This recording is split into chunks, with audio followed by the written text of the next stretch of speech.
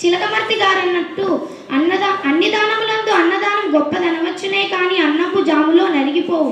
వస్త్రదానము కూడా భవ్యదానమే కానీ వస్త్రం ఏడాదిలో పాతదగను.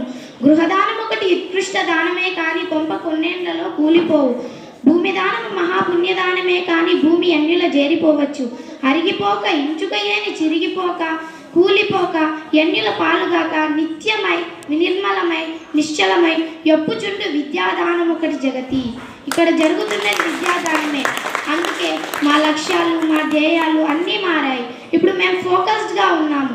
మా భవిష్యత్తుని నిర్మించుకోగలమన్న ఆత్మవిశ్వాసంతో ఉన్నాము.